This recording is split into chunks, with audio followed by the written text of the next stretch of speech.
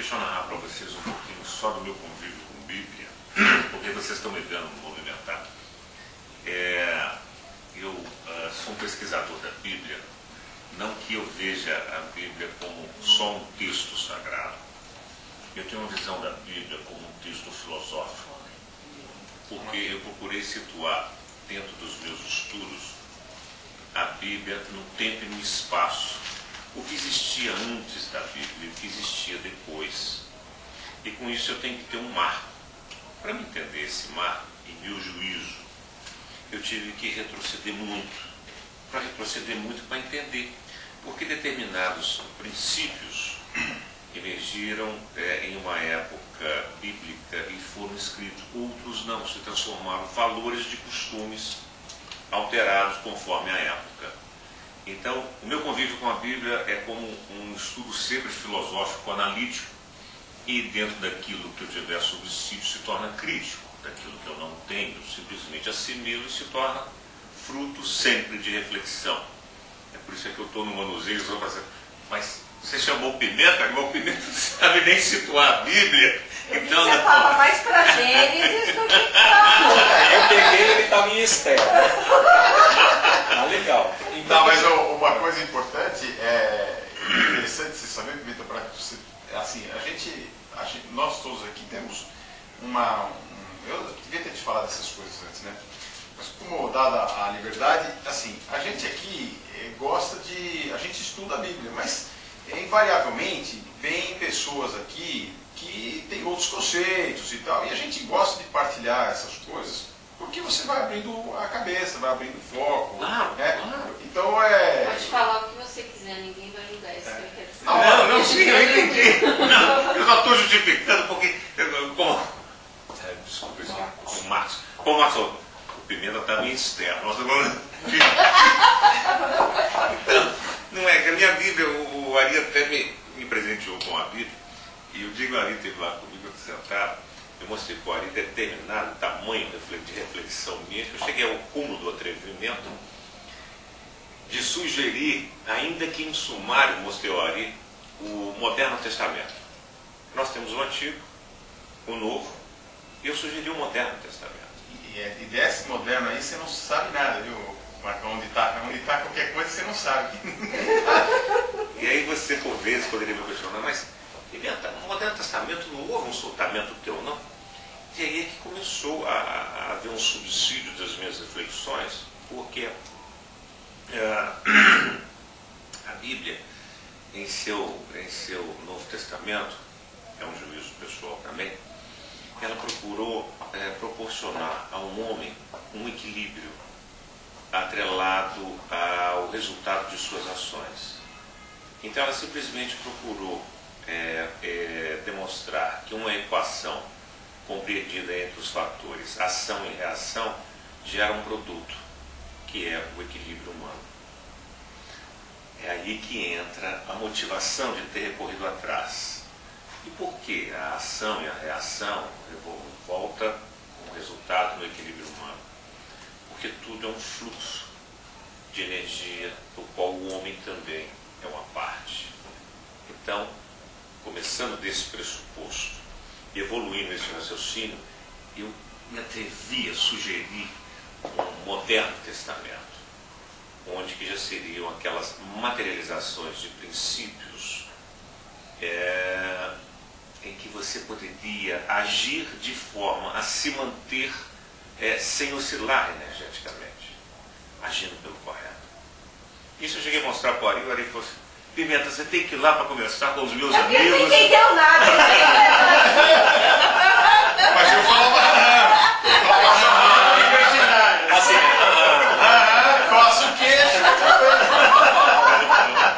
é isso mesmo. Não, mas eu acho que a gente podia falar um pouco sobre isso, antes de a gente entrar no coisa. O que você acha, Marcos?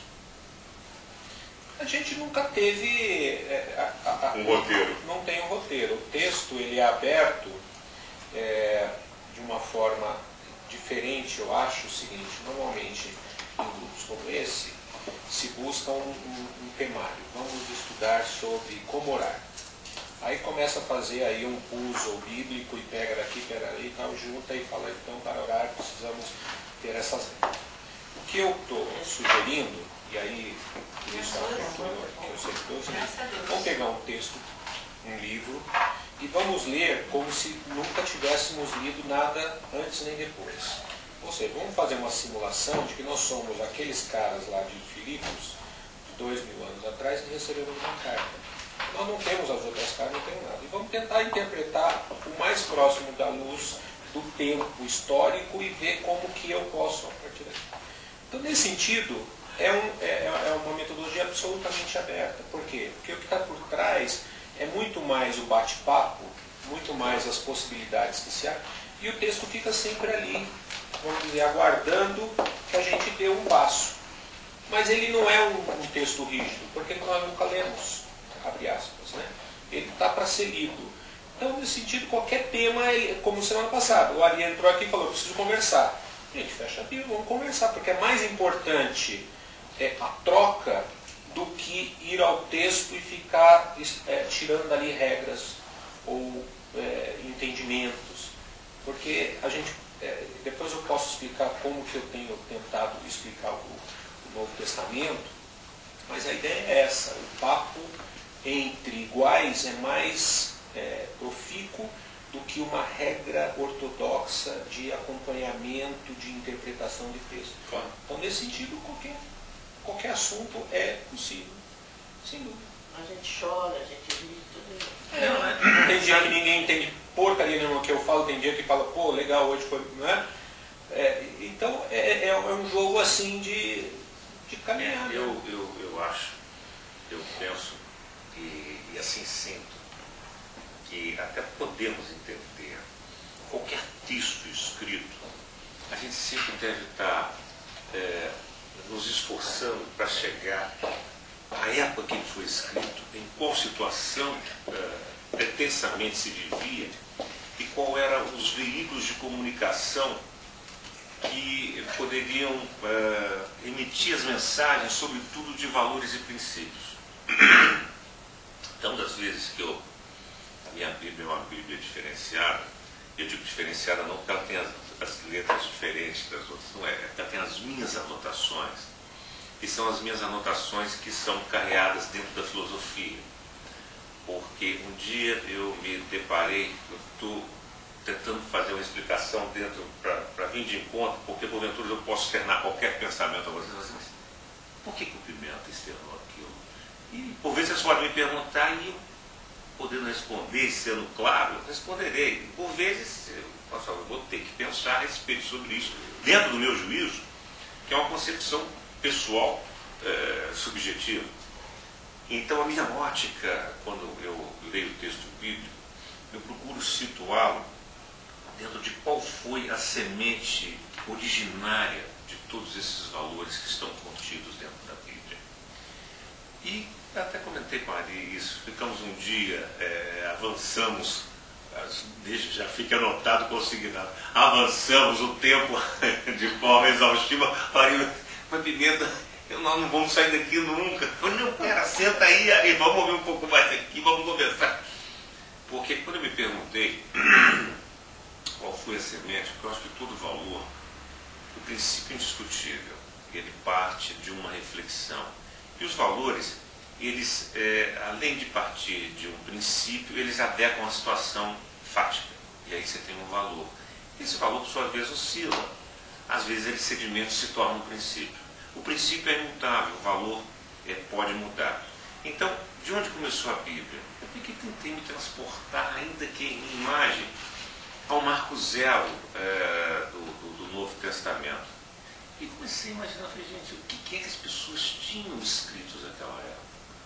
Porque é impossível. A meu juízo, eu tenho até amigos que são ateus, e tenho amigos de diversos segmentos, de diversas congregações e de diversos credos, desde o judeu ao muçulmano, ao espírita, ao evangélico, ao cristão, ao católico, enfim. E todos eles têm uma coisa em comum.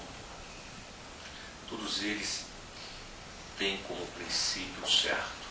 E isso, obviamente, é um senso normal e natural de todos. Entretanto, quando você pega esse certo, você vai ver, Mas há variações desse certo que por vezes se tornam necessárias.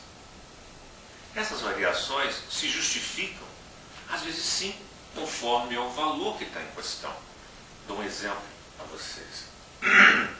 Todos nós temos uma prerrogativa que é inerente desde que nascemos e até o dia que morremos, que é o livre-arbítrio.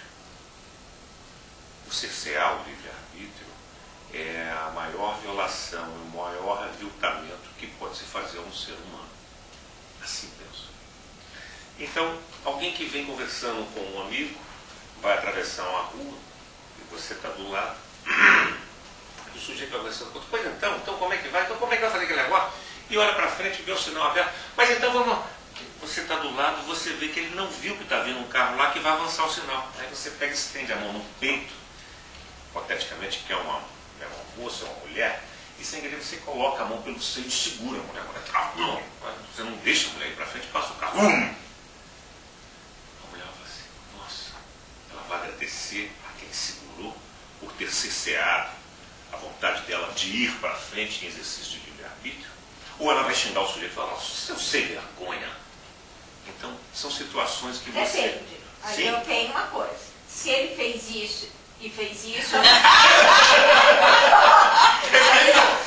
é do momento do braço, na mão.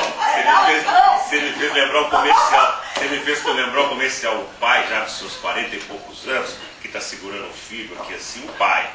Aí o filho está começando a fazer assim, ó. Os cabelos do pai. Aí, meu comercial diz assim, acho que está na hora de você começar a repensar a sua conduta física, ou seja, a fazer exercício para tirar um... Então, estou dando um exemplozinho. Não, estou dando um exemplozinho extremamente de forma a cercear o livre-arbítrio de alguém. Um outro, esse eu tive notícia de que aconteceu faticamente, uma senhora caiu no metrô, e ela caiu e alguém foi ajudá-la. Alguém segurou no braço dela para levantá-la. Ela pegou, tirou o braço e fez assim, nossa, eu não pedi ajuda. Então, ou seja, ela tem um livre-arbítrio de levantar. Você, evidentemente, ao preocupar com o semelhante, você só corre em sua direção. Há um valor imediato em questão que é o bem-estar desse ser. E quando você ergue, você o traz para junto de si. E às vezes o sujeito não quer. Então aí você respeita.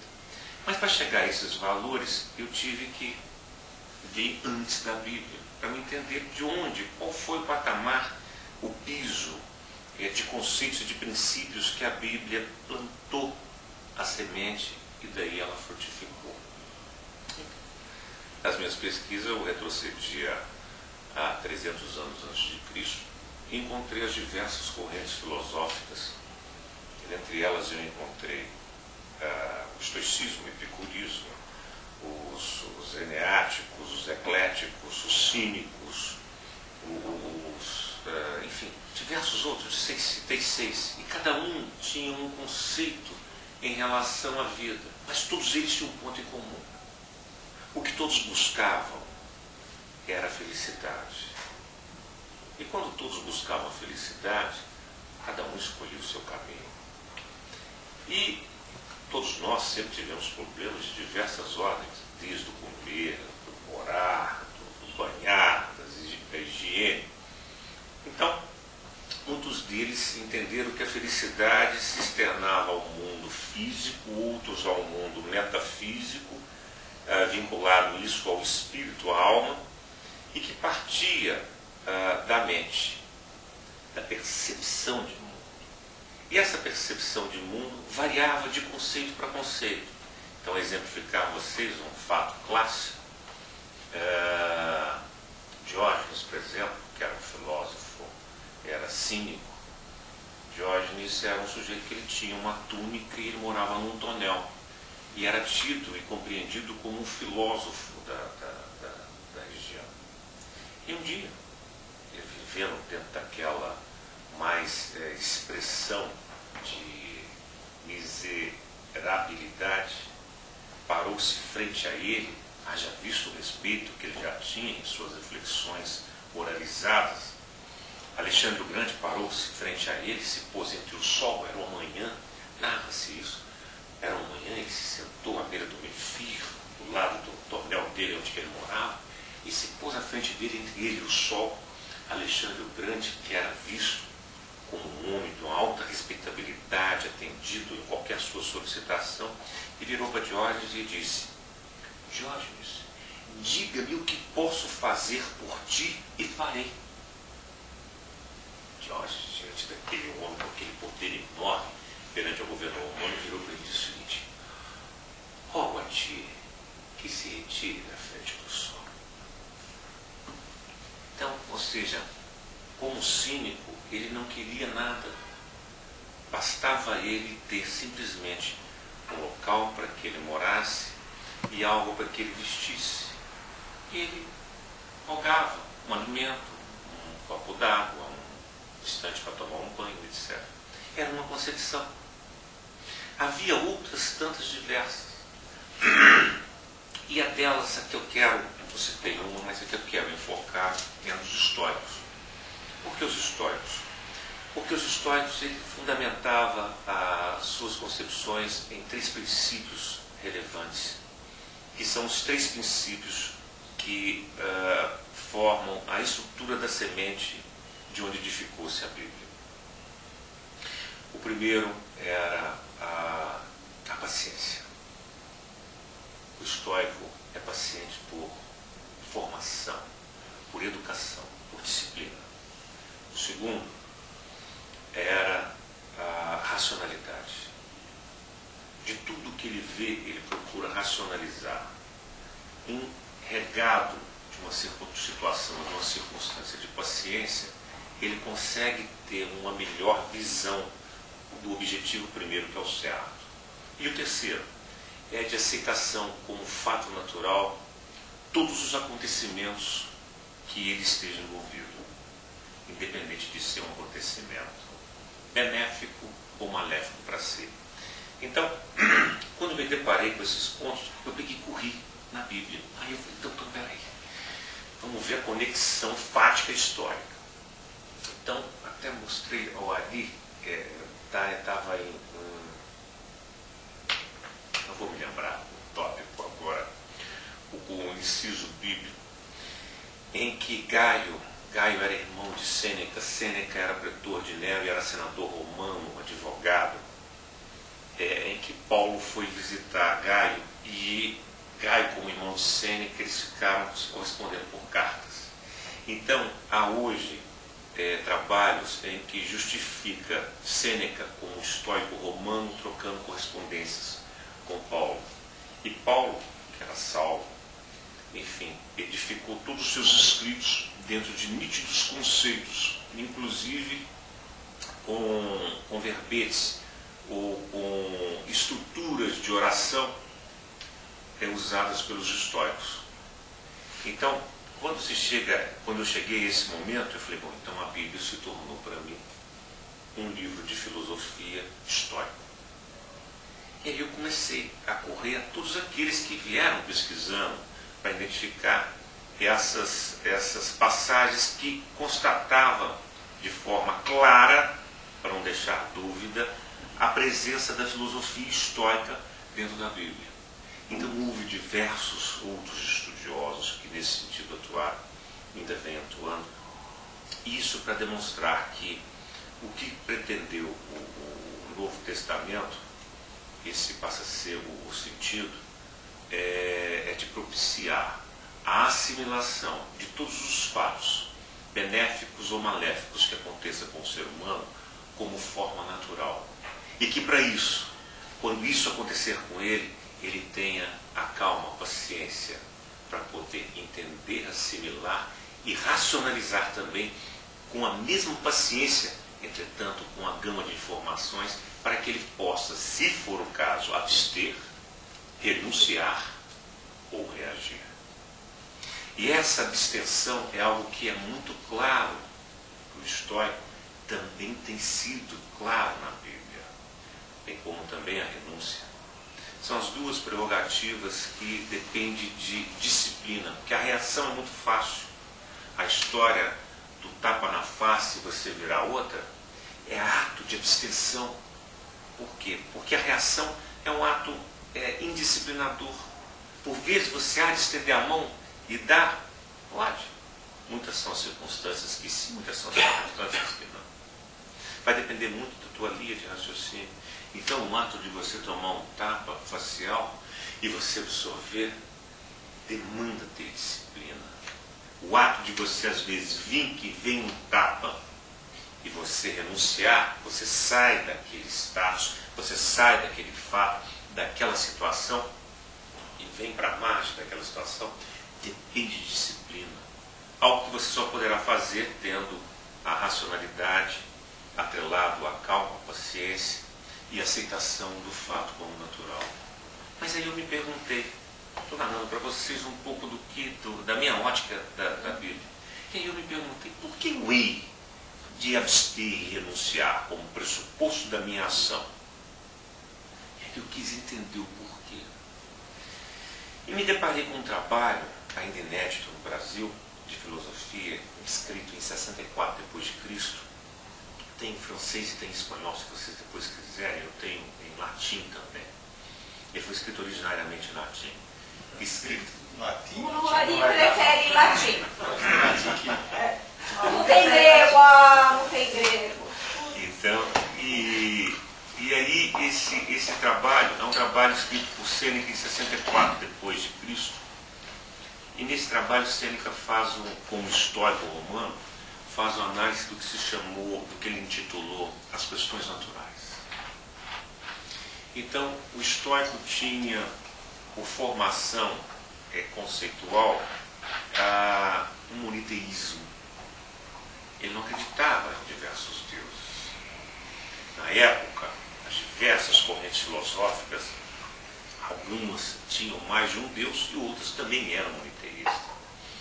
E eu me perguntei também, nas minhas reflexões, por que haveria de ter diversos deuses. E encontrei algumas explicações de época, sobretudo em Demócrito, que data também de 400 anos antes de Cristo, que ele dizia o seguinte, conclusivamente a conclusão é minha: para todos os fatos e fenômenos físicos e químicos que a razão humana não pode explicar, ele era legado a um Deus.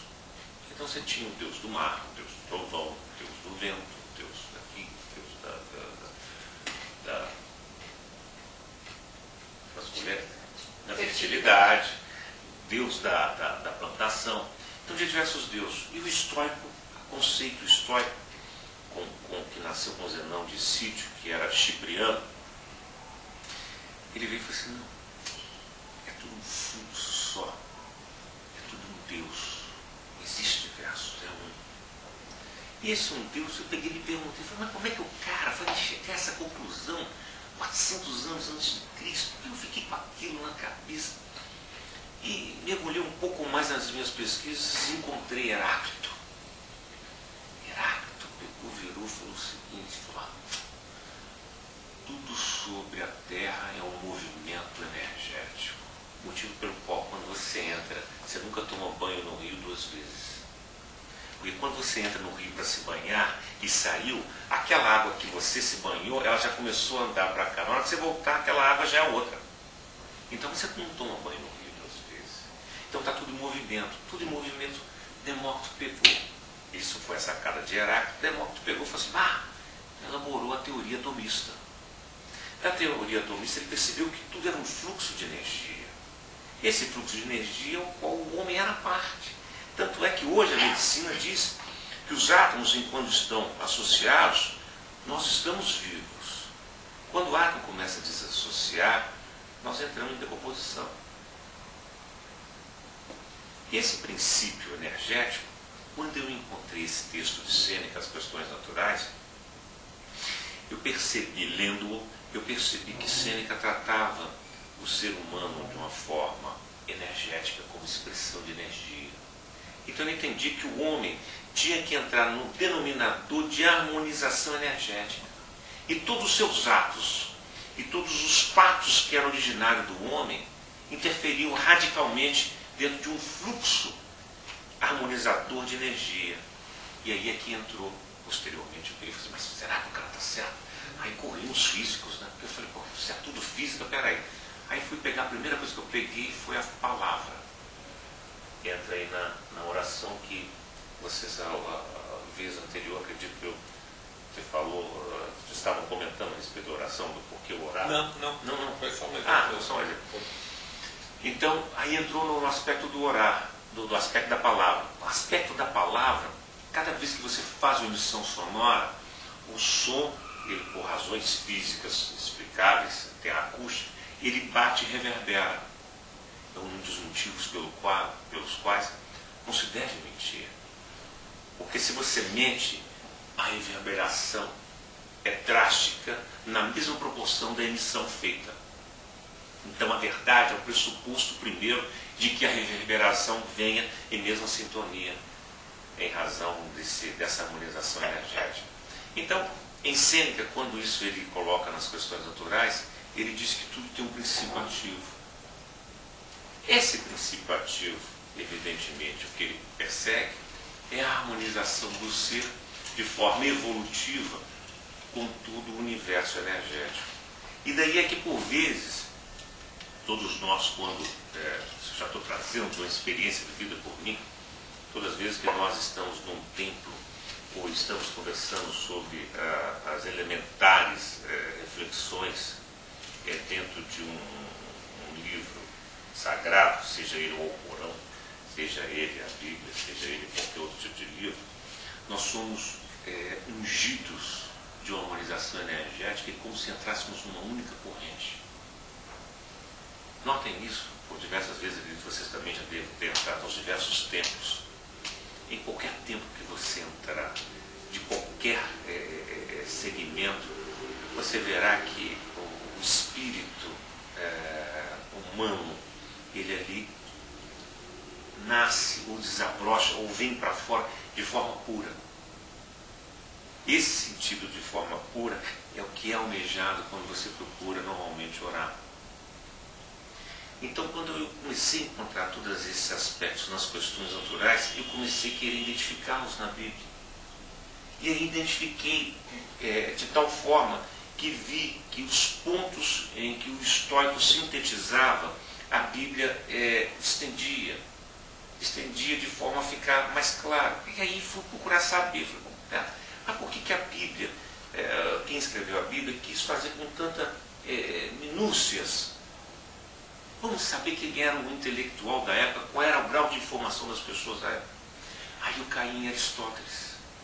Aristóteles tem a Constituição de Atenas. E na Constituição de Atenas, Aristóteles pega e diz o seguinte: Atenas é uma cidade composta por lavradores e artesãos.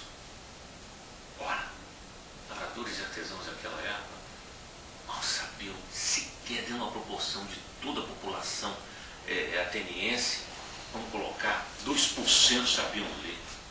Então a oralidade era a troca desses princípios. Então, quando você começa a ver que poucos depois também sabiam ler, você começa a entender o porquê das minúcias reflexivas que foi posta pela Bíblia. E assim eu vi. Quando eu vi dessa forma, outros fatos, evidentemente, me chamaram a atenção, como, por exemplo, os 10 mandamentos. Os 10 mandamentos foram as primeiras regras morais que nós tivemos de forma a harmonizar e interagir energeticamente todos, sem que aquilo possa desestabilizar. Porque o ser humano, imagine um feixe energético, o ser humano como uma expressão de energia, se ele começa a sofrer as oscilações, ele começa a ter variações. Essas variações, pegando a expressão linguística, emoção, pode trazer a ele uma frágil energização, e com isso ele fica muito mais susceptível ao movimento energético, que chama-se emoção, a própria formação etimológica da palavra.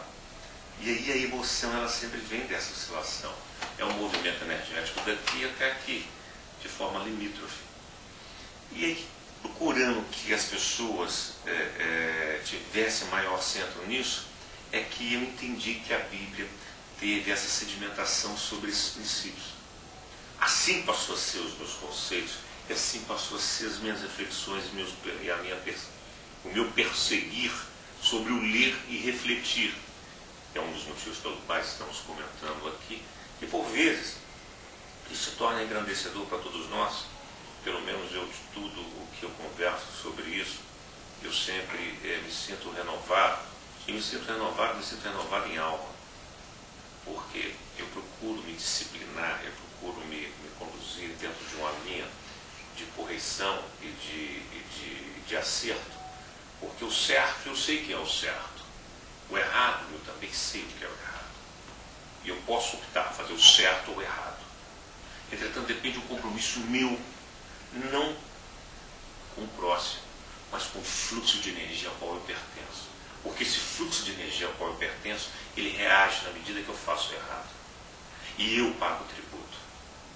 Esse tributo, por vezes, poderia não pagar se eu usasse a paciência, a racionalidade e, por vezes, a aceitação de todos os fatos como seres naturais.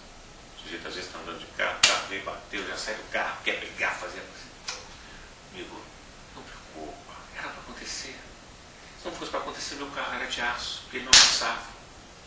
Ele é justamente a de lá por causa disso, porque bateu, ele pode amassar. E tudo tem a sua razão de ser. Então o sujeito, quando absorve isso faticamente, às vezes é naquele instante que ele conheceu alguém. Sabe, que estava pensando sobre o que você acabou de dizer aqui, tem um texto aqui, que, às vezes uma palavra que é dita, uma frase que é trocada, é um fator de complementação ou de propulsão para a própria reflexão individual de cada um de nós. Então, partindo dessa semântica toda, Ari, quando comentou tudo isso comigo, falou, vamos lá conhecer uns amigos também, que eles vão conversar também, vamos todo mundo falar a mesma língua. Não. Aí Vai conversar na mesma língua. Aí eu falei, tô dentro. Então eu estou contando para vocês a minha ótica da Bíblia, porque quando eu já pedi socorro, estava em esterco, mas está em esterco, era o pimenta, deixa eu ajudar o pimenta aqui, pimenta. Não, é que a gente teve essa conversa, foi super interessante, né? Tem uma visão de como ele enxerga, porque assim, a gente partilha dos mesmos conceitos finais, né? Mas oriundos de processos distintos, né? E aí quando a gente falava sobre algum conceito, falava, eu também tenho esse conceito que é assim, né? E a gente foi devagando, mas sempre com premissas anteriores diferentes, né? Eu falei, pô, é legal enxergar essa relação de tudo que é novo, né? Pra gente poder refletir sobre isso e, sei lá, né? Deixa eu pegar um.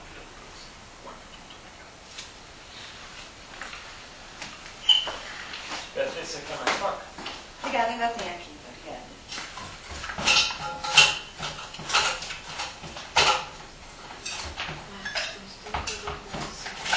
Não, eu acho que deixa, dentro de tudo que você falou, eu concordo muito que o texto, principalmente do Novo Testamento, e os profetas do Velho Testamento também já tem isso, esse diálogo com o tempo deles, né? Existe uma tendência muito grande, principalmente num certo pensamento cristão, de imaginar que a Bíblia, como é um texto sagrado e é um texto divino, ele é isento de qualquer influência externa, a não ser as influências mesmas de Deus. Então, há um imaginário de que Deus, de alguma forma, assume a personalidade do escritor de um texto qualquer da Bíblia e se faz escritor na pessoa de, né? Quando, de fato, a gente tem que constatar o tempo todo que o texto bíblico é um texto dialógico, né? Um texto onde, na nossa fé, Deus interfere, mas interfere com um homem, e um homem histórico, um homem que está lá, né? Não estou dizendo um homem arqueologicamente comprovável, mas é um texto que tem o seu ponto histórico. Então, pegando Paulo, por exemplo, né, assumindo a existência física dele, é um homem que viveu por volta do ano 70 depois de Cristo, em meio a um mundo romanizado, mas helenizado também. Então ele carrega 3 grandes influências nas costas: a influência hebreia, a influência romana e a influência grega. E ele está dialogando com esses mundos. Ele não está simplesmente falando do nada. Né? Sentou com Deus lá e começou a escrever. Não, mais do que isso. Deus assume Paulo, fala: Paulo, você desliga e eu vou agora como se fosse num êxtase espírita. Como chama aquele negócio dos caras? Psicografia, né? E Deus assume e Paulo morre. Não. Então, uma coisa que a gente tem que constatar de fato, e é um exercício que a gente tem tentado fazer aqui, é assumir que Paulo está escrevendo no mundo X. Ele não está escrevendo no mundo Y. Ele está escrevendo ali, no caso que a gente está lendo, Filipenses. Né? Gente, onde que fica Filipe? Né? Por volta lá da Turquia. Quais são as influências históricas que aquele grupo de Filipos tem? Uma influência helênica, mais do que romana. E por que Paulo usa o grego e não usa o latim, ou não usa o hebreu para escrever? E aí é uma outra questão que a gente põe, quer dizer, quando você usa uma linguagem, você, principalmente uma linguagem filosófica como é a grega, você está falando dos assuntos gregos. Né? Uma coisa que a gente falou naquele sábado fatídico lá na Ibada. Por exemplo, a palavra logos, que é o verbo, que é discurso, é uma palavra grega. E quando se fala logos no grego, está se falando de todo um conjunto de pensamentos que não é simplesmente o uso de uma palavra isolada, é o uso de toda uma construção de mundo, que aí passa por todos esses caras, e passa por Platão, e passa por Sócrates, e passa por toda uma gama de gente que está discutindo o que é o logos, o verbo, a razão, o discurso, o que isso se faz dentro de outras possibilidades. Por exemplo, o João, o evangelista, começa: no princípio era o logos, no princípio era o verbo. Ora, por que ele começa falando isso? Não é à toa, ele não está escrevendo aleatoriamente: no princípio era o verbo estava com Deus, o verbo era Deus, e o verbo se fez carne e habitou entre nós. Ele está direcionando para o mundo que ele vive, e ele está dialogando com o mundo dele. Né? Então, só para aí você entender um pouquinho o que é esse jogo aqui. A gente está partindo de um dos pressupostos, que não é estoico, mas não nega o estoicismo, que normalmente a história da igreja está ligada a uma leitura neoplatônica do texto bíblico. E o neoplatonismo é muito rígido numa certa concepção, vamos dizer, do Estado, da vida política, que é uma vida totalmente hierarquizada, totalmente organizada, com base nessa figura do filósofo rei, os guardiões e a população, e aí vem alguém que atinge o ideal, a visão da verdade, e esse alguém agora é responsável por passar isso e fazer com que a cidade seja justamente governada e viva para o bem-estar, para a felicidade geral, aquela coisa toda. Bom, mas a palavra igreja não é platônica. A palavra igreja está muito mais ligada à democracia ateniense e, portanto, ao movimento sofístico. E aí eu estou fazendo a grande heresia de trazer o conceito de igreja dentro de uma perspectiva sofística, não sofisma, né? Não sofismática, sofística. São caras que trabalham dentro de uma possibilidade de vida que se obtém na horizontalidade das relações e não na verticalidade hierárquica de um mundo platônico e talvez até um pouco aristotélico. Então, a primeira leitura que a gente está querendo é essa. Como é que, por que, primeiro, Paulo utiliza a palavra igreja num mundo helenizado que tem uma conotação muito forte desse movimento sofístico e democrático no mundo ateniense. e que depois isso perpassa todo o mundo romano, essa visão da democracia. E, na verdade, era uma visão negativa. E como visão negativa, uma igreja ou um grupo religioso que assume a democracia como modelo num mundo monárquico justifica a sua perseguição.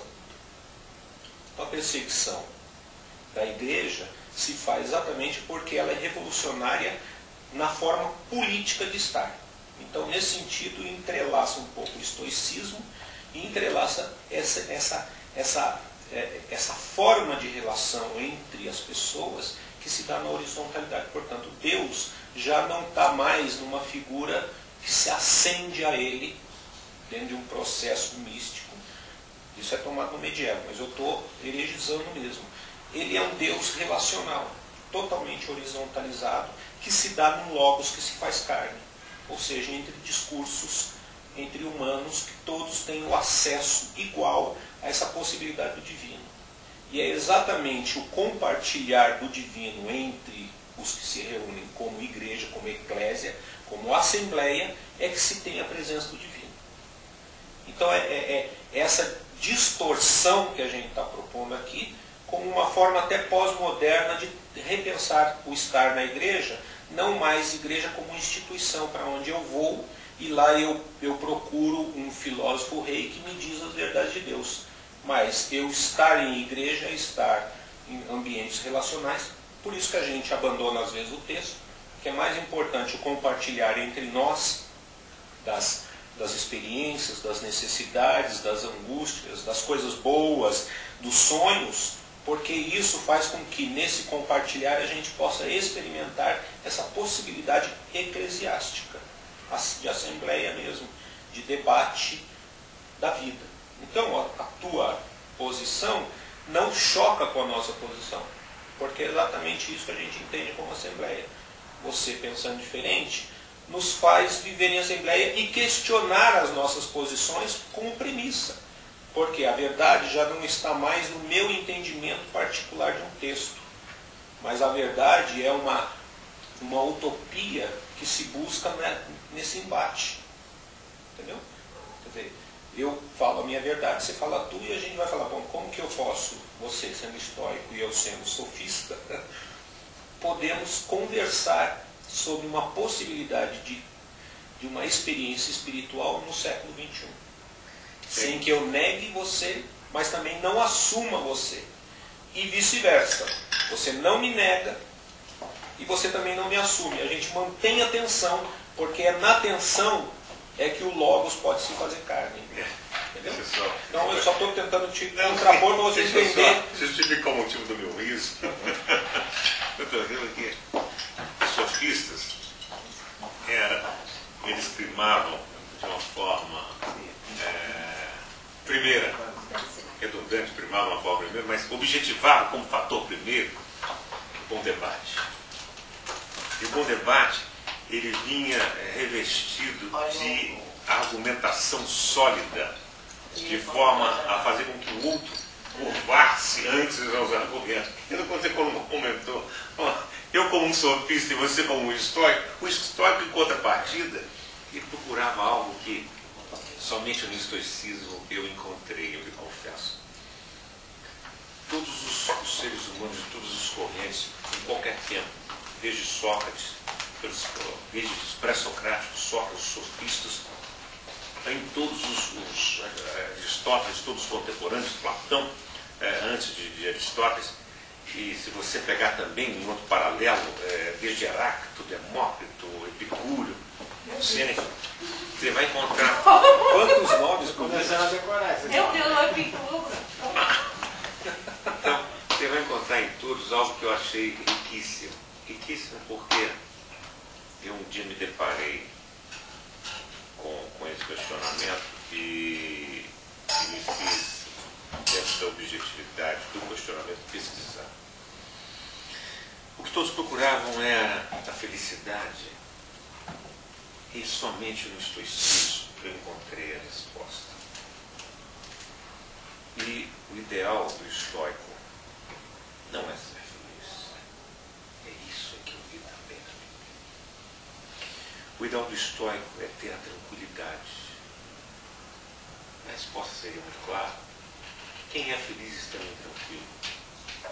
Não há quem seja feliz estando tranquilo.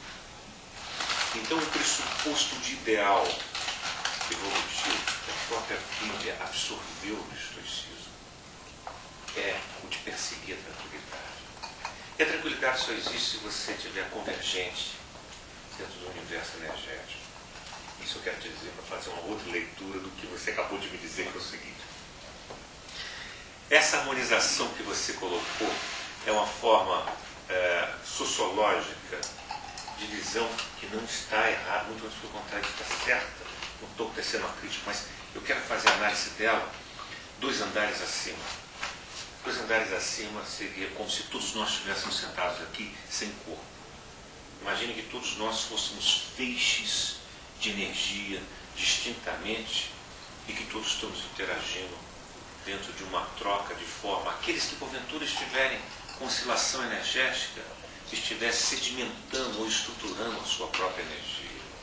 E aqueles que estivessem muito fortes estivessem compartilhando de forma a doar, para que o outro, que oscilando estivesse, centrasse, firmasse e também expandisse.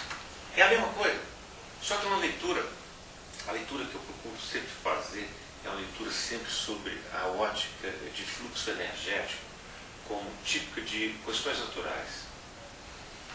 De certo que isso só pode ser alcançado por essa presença física, como você colocou, em que todos nós podemos fazer a interação pela palavra.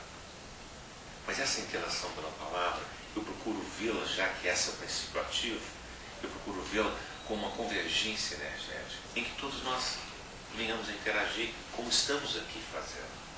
Em tudo que eu procuro ler, eu procuro raciocinar sempre sobre a vertente do que eu costumo chamar de segundo andar. Nós estamos no andar terra. Por vezes, o artista, por exemplo, ele vai para o primeiro andar e procura a criar no primeiro andar. Ele não cria no andar terra. Aí, na hora que ele fez a criação no primeiro andar, ele pega atrás por terra. Esse é um juízo, particularmente, que eu tenho. Talvez por isso é que eu mexo. Você me perguntou, por que você pode direitos autorais? Talvez seja por isso que eu mexo com direitos autorais. Porque eu tenho a visão de que o artista, ele transita do térreo ao segundo andar. Mas no primeiro ele cria, e aí ele traz a manifestação energética e materializa ela de forma a ser perceptível por qualquer ser humano, por qualquer dos sentidos. Seja visual, como o cinema, seja visual pelas letras, ou pelo cantar, pela audição, e os diversos outros, desde o tato. Então talvez seja por causa disso. Mas estou simplesmente justificando que, sobre todos os aspectos em que eu procuro ver, eu procuro sempre identificar como é que isso é dentro de 2 andares acima. Então essa é simplesmente a convergência. Tanto vocês tendo um aspecto sociológico, estamos aqui interagindo fisicamente, eu procuro ver isso segundo andar.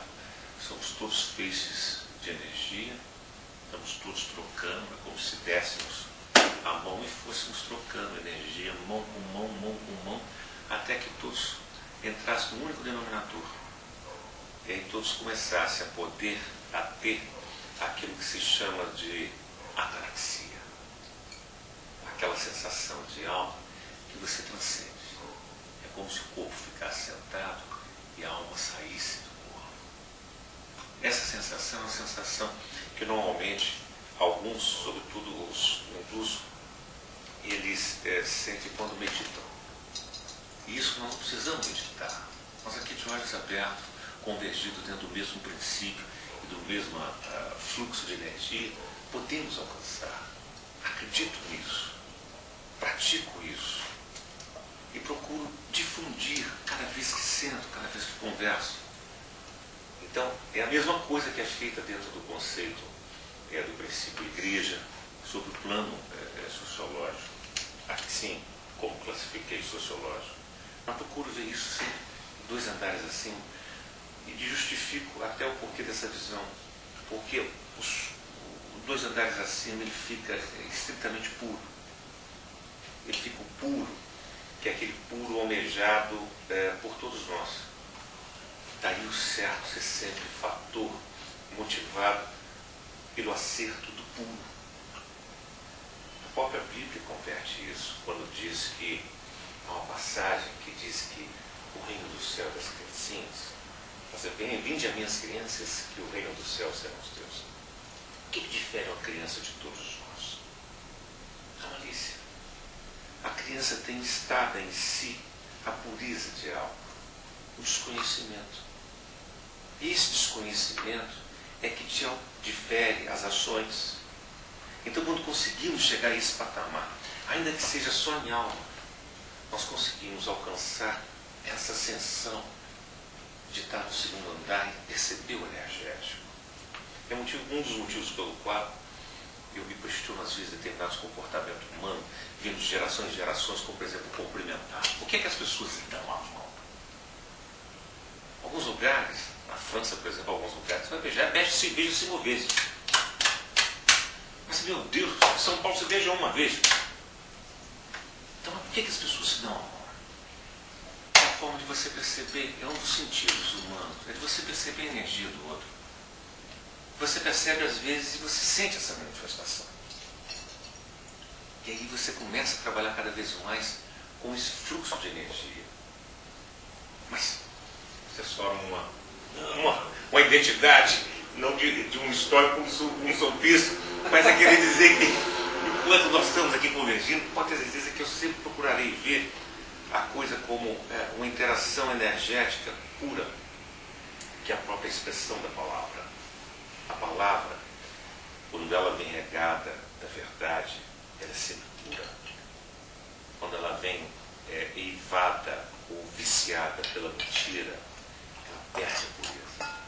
É por isso que a reação da natureza, quando vem, a própria lei física já dita, toda ação compreende a reação igual ou superior intensidade, ela vem às vezes muito maior. E a própria constatação de todos os estudos físicos, não sou físico, sou simplesmente um advogado. Então, os estudos físicos demonstram que toda reação, quando vem, ela não incide sobre o mesmo ponto. Ela vai em pontos periféricos, mais próximo ao ponto emissor. Então, é por isso que às vezes assim justifico determinadas pessoas, você encontra sujeitos fazem tudo bem na vida dele, olha lá, o sujeito está passando por aquilo ali, olha, aconteceu na vida daquele sujeito, senhor, e as pessoas às vezes não conseguem explicar. Motivos existem diversos, sabe-se lá qual seria, mas a gente procura entender de duas uma, ou ele vai vivenciar degraus de ascensão,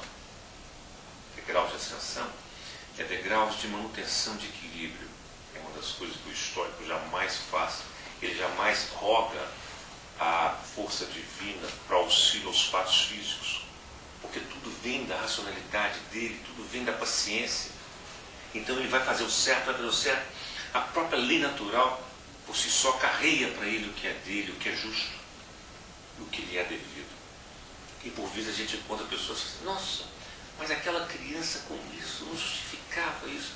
Mas às vezes o papel daquela criança naquela família tinha um objetivo de proporcionar a subida de alguns degraus em prol do desvencilhamento, sobretudo físico e terreno. E aí quando eu começo a perceber esses fatos, eu começo a fazer, bom, então está querendo haver o quê? Uma ascensão e uma convergência energética. Então, para tudo que vejo, eu procuro fazer sempre essa análise sobre qualquer texto. É um dos motivos pelo qual há uma parte na Bíblia em que fala sobre o modus alimentar. E o modus alimentar vem dando diretrizes específicas do que comer e do que não comer, como forma sugerida, sempre respeitando o livre-arbítrio. A própria Bíblia coloca isso. Então, perdão. A Bíblia fala o quê sobre o modus alimentar. Você não pode comer carne de porco. Ah, tá, mas isso não é... Marcos, Não era textualmente na Bíblia isso. Sim, mas no Novo Testamento. No velho. Não, No Velho. acho que, desculpe, no Velho Testamento, que é onde estão ainda as leis, né? acho que um ponto importante que precisava colocar é a dimensão do terceiro andar, vamos dizer, né? Do espiritual, né? Quer dizer, a gente tem essa discussão toda, mas tem esse componente e que é fundamental para essa nossa toda análise aí, né? Sabe uma coisa que eu ia te falar, uma coisa interessante, é o seguinte, que enquanto vocês estavam colocando sobre os pontos, eu estava sempre focando para as nossas verdades o seguinte: nós estamos sempre falando de amor, né? Na maioria das vezes você está falando, olha, porque tem que vir carregado da verdade. Quer dizer, se você está no amor, está na verdade. Essa transição onde você fala, tem um fluxo energético interessante, e é o que a gente se sente aqui. Então, às vezes, nas conversas gostosas que a gente tem, por que a gente se sente à vontade de vir aqui? A gente senta, às vezes fala do problema, às vezes estuda, mas por quê? Porque tem o amor e tem justamente a verdade. Não dá para ter amor sem ter a verdade, né? Amor que não tem a verdade não é amor. Então eu acho que dentro desse componente todo, nós estamos falando sempre da mesma coisa, né? Do amor. Quer dizer que, ainda que você, acho que é até interessante a gente de vez em quando se depara com outras religiões, a gente já falou muito isso, né? No começo, quando eu vim aqui, bem no começo, assim, por que uma religião, não é possível que tem 200 religiões, quer dizer, tem uma coisa que está certinho, quer dizer, todos os outros estão errados? Não, acho que tem esse conceito do amor, ele é universal para o processo. Então, quando você fala da relação das energias, só estamos falando de nomes diferentes. Até porque, às vezes, se você pega a Bíblia e ela foi traduzida, tem várias traduções da Bíblia, então aí o cara vai falar, puxa, mas aqui era uma palavra, aqui está dizendo outra. Por quê? Porque veio lá de trás. Mas, na verdade, tudo está transferindo o que era verbo, né? Estava transferindo como começou. Tudo começou com um sentimento, não tinha escrita, não é isso? Então, eu enxergo que nós estamos de todos os jeitos, estamos falando sempre da mesma coisa. Estamos falando sobre o amor. Que no amor, sim, você transcende, você tem essa visão de sentimento puro, né? De conexão. E aí sim, se o entendimento é energético, né? Se o entendimento é a mesma história que a gente se posicionou, se você tem um fundo, no nosso caso cristão, então para a gente tem uma razão por quê, né? Mas daí para frente, realmente você pode universalizar isso tudo como amor, e não defender efetivamente uma corrente específica, até porque acho que assim, também, aí meus conhecimentos ficam super limitados, né? De imaginar que realmente tudo é 100% comprovado, assim, que a gente consegue ir historicamente ou ir até o fim da linha, né? Tem sempre presumiu alguma coisa, passou por alguma situação para que você chegue naquela reflexão de hoje, né? Então, eu acho que quando a gente fala sobre as visões que as pessoas têm de diferente, o mais importante é aonde nós chegamos. Nós estamos falando sobre felicidade. Para mim, como pode o cara... Não existe felicidade se o cara é intranquilo, né? Mas é a mesma coisa, na mesma situação. Como é que o cara pode ser feliz sem o amor? Não dá para conceber, né? Quer dizer, não tem esse nível de energia. Qualquer amor, né? O amor pelo filho, o amor pelo próximo, o amor... acho que isso é a relação, né? Por exemplo, depois que eu descobri o filho na minha vida, eu falei, aí eu descobri o que era amor. Eu falei, nossa, isso aqui que é amor. Aí depois eu fui vendo os vários tipos, vai enxergando as várias formações. Para a gente, até pelo que eu sei, né, existem no grego várias palavras que definem o amor, né? Porque são diferentes. Mas para nós o amor é mais amplo, né? Ele toca em vários pontos. Então eu acho que esse é o ponto fundamental dessa discussão, no sentido de que todos estão buscando realmente a felicidade. Mas acho que a palavra maior aí do português é o amor. se não dá... Como você imagina pessoas que não lidam na verdade, não têm amor ao próximo, não tem essa relação de carinho, né, um com o outro, como você consegue ter fluxo energético com uma pessoa que você não tem essa relação de amor? Não dá, né? Eu lhe confesso que eu tenho uma visão do amor, não quero falar como um sentimento, mas quero entender o amor como uma ação de princípio ativo. Deixa eu exemplificar para você. Linguisticamente, eu vou dar um exemplo da poesia. A poesia, ela se torna maravilhosa, qualquer que seja ela. Você pega Fernando Pessoa, você pega Vinícius de Moraes, qualquer poeta que você quiser, você pega. A poesia são sínteses de reflexões, na sua maioria das vezes filosóficas. Na filosofia pura, o amor ao saber. O amor ao saber em relação à vida. Então, o amor, a palavra amor, ela é uma síntese disso. Dessa expressão falando. E por que eu digo a você isso? Porque tenho eu a visão de que o amor é o princípio ativo da doação sem interesse. Pega o primeiro amor que eu conheci, foi o da minha mãe por mim. Carregou 9 meses na barriga. Eu nem conhecia meu pai, mas a minha mãe eu já conhecia. Então a minha mãe se deu de amor por mim. E esse amor foi o princípio ativo que resultante da interação energética. Você, acredito eu, estou dizendo você, nós, todos nós, quando nos doamos sem o interesse de algum recebimento ou de algo em troca, nós os fazemos de forma pura e espontânea. Isso é o amor? É o amor. Mas o questionamento que fica é o seguinte: o amor seria a causa ou a consequência? De certo que 2 andares acima você vai ver que o amor é o princípio ativo por doar de forma estoica, obedecendo o critério dos fatos naturais, sempre que alguém está necessitando de alguma forma de auxílio energético.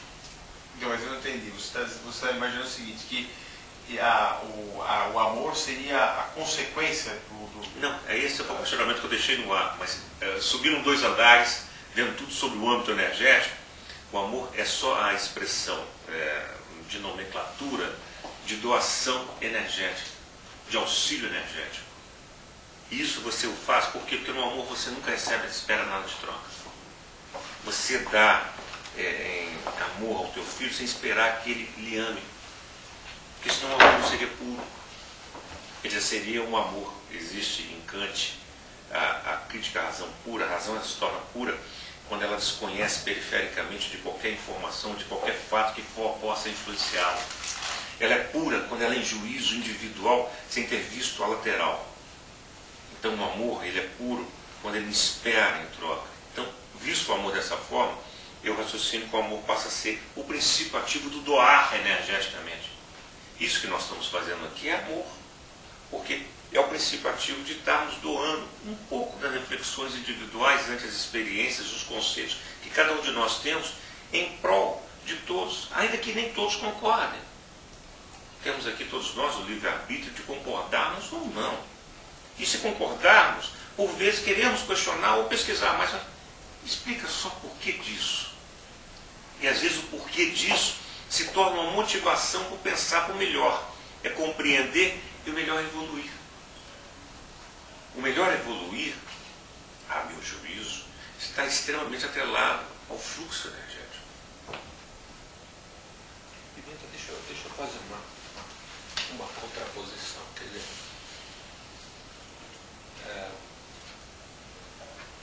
O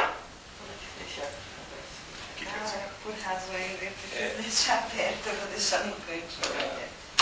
O pensamento que eu entendo também possível no cristianismo é um pensamento que você se recusa ao segundo andar. Por isso sofista. Ele exatamente ao contrário. Ele horizontaliza radicalmente na medida do pensamento original do cristianismo, que é o Verbo se faz carne, portanto o Verbo é chão, e o Deus se torna presente, é o Emmanuel, Deus conosco. Nesse momento, o cristianismo, que foi historicamente